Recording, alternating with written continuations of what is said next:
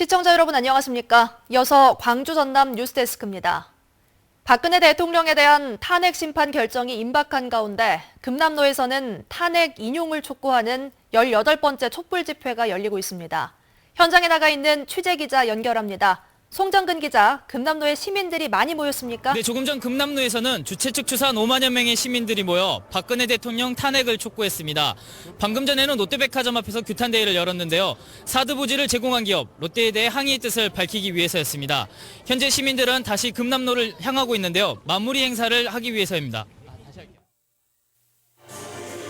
오늘 촛불 집회에는 대한민국의 새로운 역사를 쓰겠다는 많은 시민들이 촛불을 들고 광장으로 나왔습니다. 광산구에 거주하고 있는 시민들은 집회에 참가하기 위해 탄핵버스를 타고 금남로로 이동하기도 했습니다. 집회 시작 전부터 시민 100여 명이 탄핵 인용을 촉구하는 나팔함성을 지르는 등 시민들의 참여로 열기가 뜨거웠습니다. 시민들은 청와대와 박근혜 대통령 그리고 부역자들을 상징하는 이미지를 직접 사운드 무너뜨리는 퍼포먼스를 통해 즉각 탄핵 인용을 촉구하기도 했습니다. 지난 석 달 가까이 박근혜 대통령에 대한 탄핵 심판을 진행한 헌재가 이르면 10일쯤 결과를 발표할 것으로 예상되고 있습니다. 박근혜 퇴진운동본부는 헌재가 예상대로 10일 날 최종 선고를 발표하면 시민들과 함께 민주광장에서 그 결과를 함께 지켜볼 계획입니다.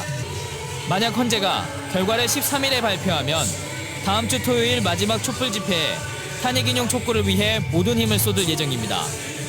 한편 여수와 순천 등 전남 14개 시군에서도 오후 6시부터 시민들이 광장에 모여 탄핵 인용과 황교안 고난대행의 퇴진을 촉구하는 촛불 집회를 진행했습니다.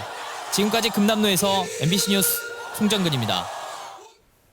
광주 학살 책임자 처벌을 요구하며 분신에 숨진 고 표정두 열사 30주기 추모 행사가 광주 망월동 민족민주열사 묘역에서 치러졌습니다. 호남대 출신으로 광주 하남공단 노동자였던 표정두 씨는 지난 1987년 3월 6일 서울 미 대사관 앞에서 전두환 장기 집권 반대와 광주 학살 책임자 처벌 등을 외치고 분신해 25살의 나이로 숨졌습니다. 정부는 지난 2001년 표 씨를 민주화운동 관련자로 인정했습니다. 전국 최대 김 생산지인 전남의 물김 생산량이 올해 사상 최대치를 기록할 전망입니다. 수출이 활기를 띠면서 재고도 급격히 줄었기 때문에 생산량이 늘었는데도 산지의 김 가격은 높게 형성되고 있습니다. 보도에 신광아 기자입니다. 아침 햇살이 따사로운 완도의 섬 선착장에서 물김 경매가 한창입니다. 어민들이 새벽에 양식장에서 채취한 김을 배에 실은 채 중간 상인들에게 판매하는 겁니다. 경매가는 120kg 한 포대에 13만 원 선. 그러나 2주 전까지만 해도 18만 원이 넘어설 정도로 비싸게 팔렸습니다. 김 생산량도 늘어 완도 지역에서만 현재 4만 톤을 넘었고 해남 4만 1,000톤 등으로 이미 지난해 수준을 넘어섰습니다. 완도 소환입 판고가 한 200억 정도 되는데 지금 작년 대비 오늘 기준으로 해서 아마 작년 배 100% 이상 하고 있는데 김 양식에 적합한 수온이 지난 연말 이후 지속된 것도 김 생산에 도움이 됐습니다. 오는 4월까지 이 같은 작황이 계속된다면 올해 물김 입한액은 사상 최고치를 갱신할 것으로 보입니다.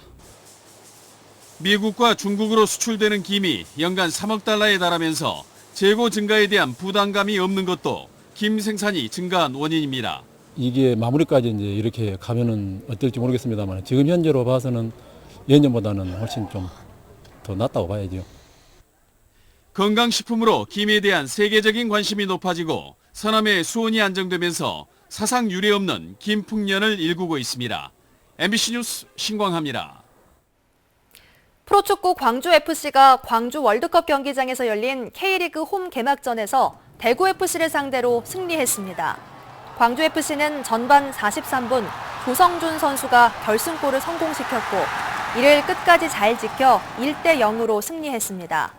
광주FC는 오는 12일 포항을 상대로 시즌 2승 도전에 나서는데 올해 목표는 6강 진출입니다.